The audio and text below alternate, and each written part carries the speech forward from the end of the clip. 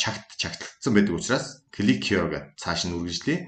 2 дахьын дараа нь ингээд 3 дахьын дараа нь ингээд гурвуулангийн чагтлсныхаа дараа continue enroller-ийн мэдээлэл оруулж эхэлнэ гэсэн.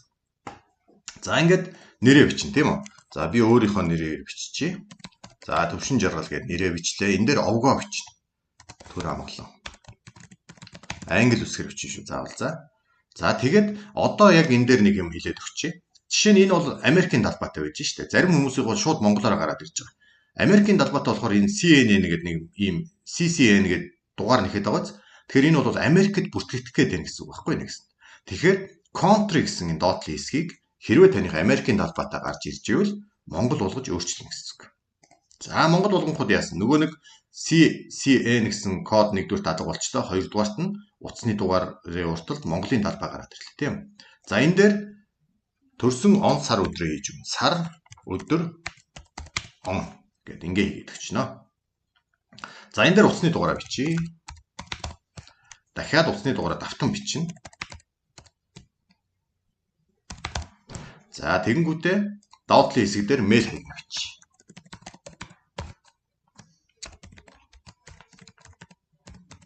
За мэйл хаягийг бол copy доод дараагийн мэйл хаягийн дээр шууд хуулаад тавьчихарай.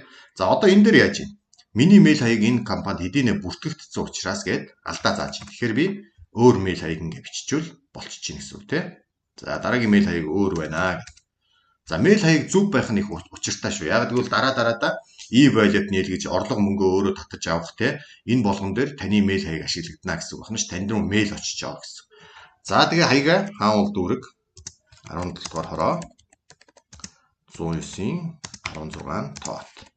За энэ мэтчлэн ингээ хаягаа биччихнэ. За тэгээд Улаанбаатар. За хотоо бичлээ. Zip code гэдэг нэг зүйл гараад ирж байгаа. Тэгэхээр Google дээрээс zip code хайнаа гэвэл. Google руу ороод zip code Улаанбаатар юм уу Монголиа тий. Монголиа гэдэг ингээ хайчихна. За харилцан холбооны энэ zip code-ийн сайт гараад ирэхээр энэ 2 дугаар эсвэл шуудангийн нэгдсэн код дотроос zip code гарч байна. За би бол Улаанбаатар шүү дээ. Улаанбаатар аль дүүрэг вүлээ? Хаан уул дүүрэг те. Тэгэхээр эндээсээ харж байгаад би олоод биччихнэ гэсэн. За Баянгол дүүрэг Чингэлтэй хаан уул 17,000 юм байна те. За ядаж одоо энэ zip code бол зөв бичсэн байх хэрэгтэй шүү манайхаа. За миний бүртгэл энэ чи явж байгаа 17,000. За ингээд таны хувийн мэдээллийн хэсэг бол дуусж байгаа. Дараагийн мэдээлэл дээр би эхлээд линкээ үүсгэнэ. Минийхээ үлээ төвшин жаргал TG гэж хэлсэн. Та хүн рүү явуулах линкээ үүсгэж байгаа учраас болж игэл товчхон ойлгомжтой байх хэрэгтэй. Тийм үү? За Бата гэд ингээд оруулангууд Бата бол зөвшөөрөгдөж гин гэсэн үг. Хэрвээ зөвшөөрөхгүй Бата гэдэг линкийг урд нь хүн авчихсан байна гэвэл улаан бичиг гарч ирнэ. Аваагүй байгаа учраас зөвшөөрөгдөж гин тийм үү? За хэрвээ авцсан байвал яг Бата 01 гэд миний линк шүү гэд хүнд хэлэхэд хүртэл энэ амархан байж хэвээр. Би бол төвшин жаргал TG гээд жоохон буруу сонгогдсон байх шиг байна. Ер нь бол төвшин жаргал гэсэн байвал арай илүү шулуухан байсан байна. Тэ. Гэхдээ энийг бол өөрчлөөд хэрэггүй учраас та эхнээсээ зөв бодолцоод хийчихнэ гэсэн. За пассвортыг одоогор бол би багийнхандаа за ийм пассворт үүсгэж өгöd байгаа. Та үүсгэснийхаа дараа даруйхан өөрөө бас сольж болно, солихгүй ч байж болно гэсэн. За ингээд линкээ үүсгэчлээ, нууц код оруулчлаа. Энэ нууц код бол та линкээрээ нэвтрэхэд хэрэг болох учраас мартаж болохгүй юм код байх хэрэгтэй гэсэн.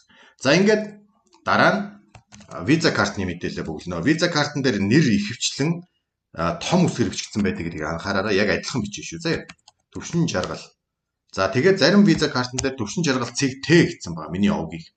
Зарим виза картн дээр төвшин жаргал төр амгалан гэсэн байгаа. Хэрвээ Т гэсэн байх юм бол энэ цэг мэг ерөөсөө хэрэггүй. Төвшин жаргал гэдгийг бичээд Т үсгийн арталт нь бичгэд л ерөөсөө болоо шүү. А хэрвээ бүтэн нэрээрээ байвал төр амгалан гэдэг. Одоо бүтэн нэр биччихнэ гэсэн үг. Окей. За картны хувьд анхаарах нэг зүйл байна. Visa card, Mastercard, American Express, GCB гэсэн 4 картыг л дэмжинэ. А манайхан ямар алдаа гарч ийн үгээр UnionPay ашиглах гэдэг. UnionPay бол хятадын дотоодын зах зээл төв банкны одоо гүйлгээний програмыг дэмждэг карт гэсэн үг шүү дээ. Тэгэхээр юаның гүйлгээ мүлгэнд илүү их ашиглагдана. А Америкт бол ерөөсөө ашиглагддаггүй ийм карт байгаа. Тийм учраас та Visa карт юм уу, Master, American Express, GBC-ийн аль нэгийг сонгох хэрэгтэй болно гэсэн үг тийм үү.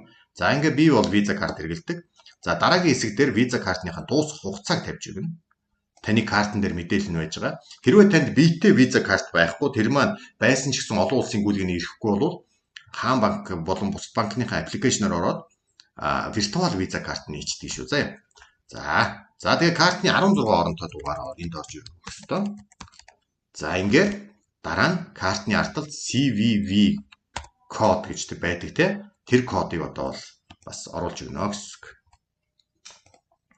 За энэ бол яг нь хуурамч виза картны зүгээр хамаагүй дугаар хийчих. 16 байвал ингээд болчихно гэсэн үг шүү. За дутуу орвол улаагаад байна.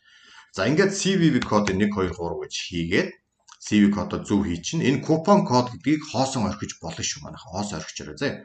Тэгээд би робот биш гэдгийг чагтлнаа. За тэгээд join now гэдгийг дарна. Би бол одоо хуурамч бүртгэл учраас дарахгүй үлдээлээ. Join now гэдгийг дарангуудаа та ямар ч байсан нэг 5 секунд хүлээн шүү зэ. Энэ хэсэг чинь гарч ирээд энэ дээр нэг юм эргэлдээд эхэлдэг. Тэгэх юм бол хүлээгээд байж гэнэ гэсэн. Тэгэнгүүт виза картныхаа нууцлалын кодыг оруулах мэдээлэл гараад ирнэ. За тэрэн дээр 3 янз байдаг шүү. Нэг хэсэг нь утасны дугаараар код очдог. За та яаж одоо банкн дээр гэрээгээ байгуулахдаа яаж баталгаажуулах вэ гэдгээ сонгосноос болоод утсан дээр чинь код очно. Яаралтай 1 минутын дотор багтаж утсан дээр ирсэн кодоо оруулаад тэгээд ок дарахад таны бүртгэл баталгаажна. Хоёр дахь нь имэйл хаягаар чинь ирнэ. Энэ одоо энэ чинь гарч ирэх дөрвөлжин цонх гэдэг байгаа шүү.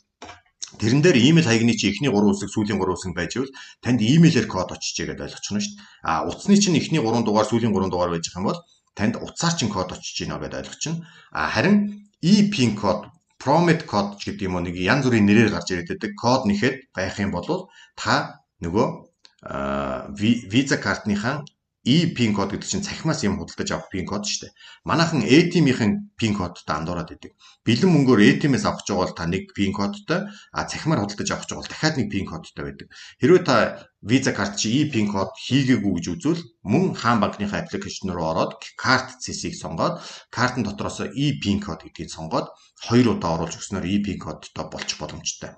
За ингээд join now гэхэд бүртгэл үүснэ. Бүртгэл үүсгэсний одоо баталгаатай боллоо гэдгийг яаж харах вэ гэхээр шууд шинэ хүмүүний чинь аккаунт руу нэвтэрч ороод 3-7 хоногийн цонх нээгдэнэ.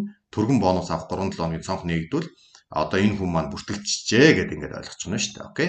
За ингээд бүгднгийнхэн бүртгэлийн ажилд нь амжилт хүсье. Түр баяртай.